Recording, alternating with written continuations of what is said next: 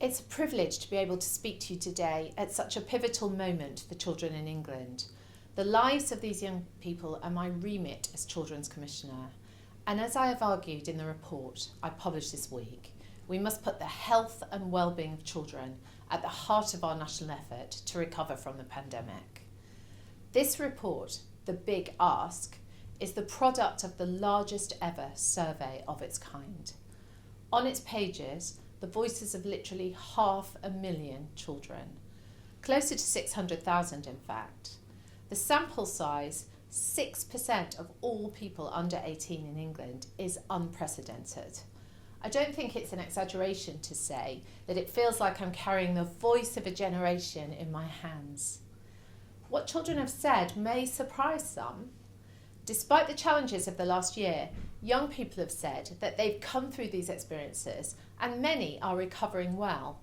The vast majority have told us they are happy with their lives, that they miss the opportunities of school, that they're happy to be back with teachers and friends, ready to make the most of things. They told us quite specifically that they do not want to be called a snowflake generation. We've suggested that perhaps instead they should be thought of as a heroic generation.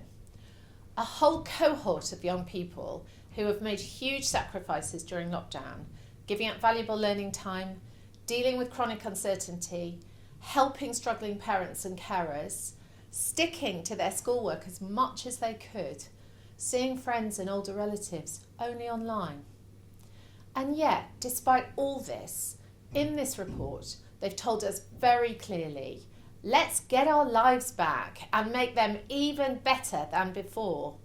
Specifically, they told us that well-being is going to be an absolute priority for the rest of their lives. Increasingly, children seem to understand the components of well-being. Children who think good mental health is important for their future are 2.3 times more likely to also say the same about good physical health. Over half of children report being happy with their mental health at the moment. Over the last decade, we've seen some really positive improvements in children's mental health services, including the Children's IAPT programme that's increasing access to psychological therapies. Staff in services up and down the country have also worked really hard to see more and more children who need treatment. The shift from a quarter of children who need it receiving treatment to a third is really welcome. And there have also been great advances in eating disorder treatment and perinatal mental health. But 20% of children responding to the Big Ask were unhappy with their mental health, making it the top issue children were unhappy with. When asked what they were worried about, children often use the words mental health, like this 8-year-old girl. If I could change anything, I would change my mental health because I get quite sad and it doesn't feel quite right and it gets annoying. It's important here to acknowledge that they may use mental health as an umbrella phrase, covering everything from temporary emotional states to much more persistent problems. Children's understanding of this is developing. They're children. They've suggested improved wellbeing support on a day-to-day basis in school. As awareness of the importance of mental health increases, so children become impatient to see help being available where they need it. Despite constant mental health assemblies, in quotes, the reality is that schools pressure their students immensely. Schools adopting a whole school approach can ensure that children do feel supported and get the help they need. This includes having someone in the leadership team with responsibility for mental health, ensuring a focus on mental health as part of school ethos and policies and as part of the curriculum. Schools should keep an eye on the well-being of all their pupils, have ways to identify the children who are starting to struggle, and have support available for those children. Support should include peer-to-peer support, counselling, and support for teachers and parents too. There is pressure on the CAMS service. More and more children are being referred into treatment. And there are more children with a probable mental health condition. We were already seeing this rise before the pandemic, with the numbers needing help creeping up from 1 in 10 to 1 in 9 children by 2017. New figures released last year indicate this has now jumped to 1 in 6 children. And these problems start early. Families need the right support from before a child is born to help give them the very best start in life and lay the foundations for good mental health and well-being. If a family is struggling, then this will impact on a child's ability to form crucial early attachments. The right support in the early years is also crucial for a child's education. Too many children arrive at primary schools with undiagnosed mental health conditions, such as communication problems, which impair their learning. I see the introduction of integrated care as a key opportunity to bring all the partners together to address this across physical and mental health. And I want to work with you to make this happen. And I want better support for children with long-term conditions, including conditions such as ASD and ADHD. Too many parents have to fight to get better support for their children, and too many children whose parents who can't fight end up getting poor treatment. Again, this will only be achieved through genuine integration with social care and SEND support, aligning with both the SEND and the care reviews. I want to work with you to join these up within government, but also in practice at a local level. The United Nations Convention on the Rights of the Child lays out the right of the child to the enjoyment of the highest attainable standard of health and to facilities for the treatment of illness and rehabilitation of health. Some children's experiences failed to live up to this principle.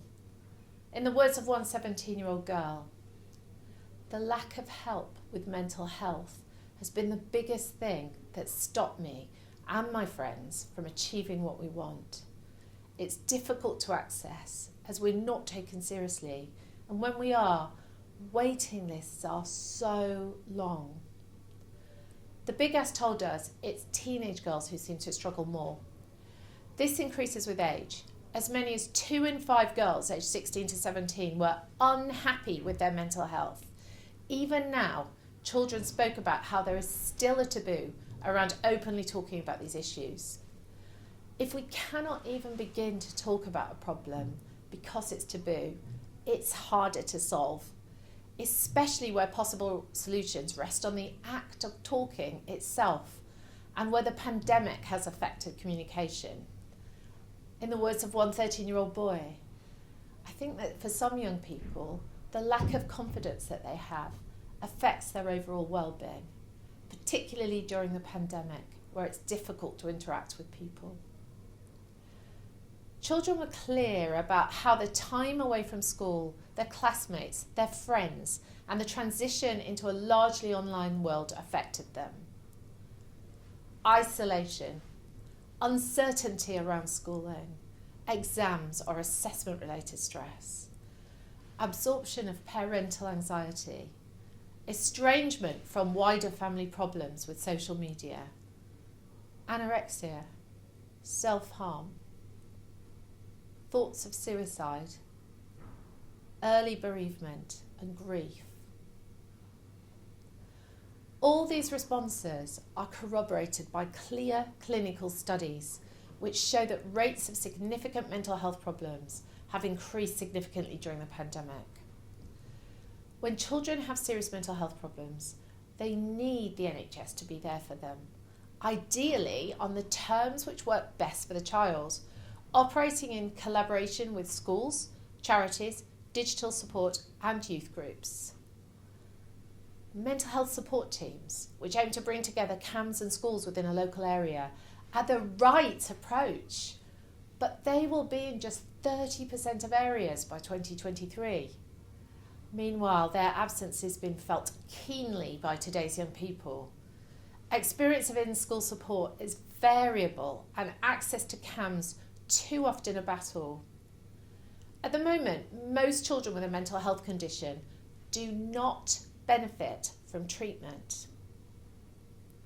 Now, I applaud the ambition of NHS England to treat 100% of cases by 2028, but to make that a reality, we need to see exponential, not steady, rates of improvements. And we need a real focus on expanding the workforce. we are still spending 14 times more on adult mental health than on children's mental health. And for children with serious difficulties, the quality of support is likely to determine their quality of life, their ability to participate in education, and their long-term prospects. Children must be put at the centre of planning to achieve this vision. We've suggested the following policies to help deliver it. Improve support for mental health within and around school, as children told us that school is where they would like to receive help. This should include a more rapid expansion of mental health support teams, achieved by better utilisation of the voluntary and charitable sectors. The current expectation is for these to cover 35% of schools by 2023-24, but the pandemic means children need help sooner. I believe mental health support teams could be in place in half of schools by 2023-24 and all schools by 26-27. In addition, most schools do offer some form of counselling, which children repeatedly tell us they value, overwhelmingly funded through their own school budgets. I would encourage all schools to prioritise mental health provision in their use of catch-up funding. I would also encourage local NHS areas to use their increased funding to support in-school provision where they are struggling to increase the capacity on their own. School counselling and mental health support teams must be evidence-based and have strong links with NHS services. That's why I also support the training of designated senior leads within schools to ensure good partnership working. And I also support the following measures: improved access to physical activity and healthy diets, which will support both children's mental health and physical health. Improved health visiting services to help parents provide the right early start to help children thrive. Investment in existing CAMS services to ensure they are operating at the maximum capacity possible. An expansion of intensive 24/7 crisis help in the community to provide a genuine alternative to inpatient admission. And a more consistent approach to digital counselling and provision across England. Community mental health hubs to provide children with an open access point for NHS services for both advice and treatment.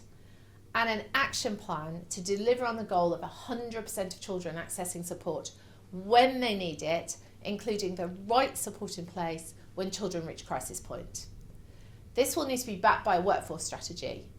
More broadly, if we make schools as supportive as possible in the first instance, we may be able to prevent mental health problems before they start to develop. In the short term, I support plans to bolster catch-up funding for schools. We should then use this great effort to embed high-quality early intervention support in the long term, both pastorally and academically.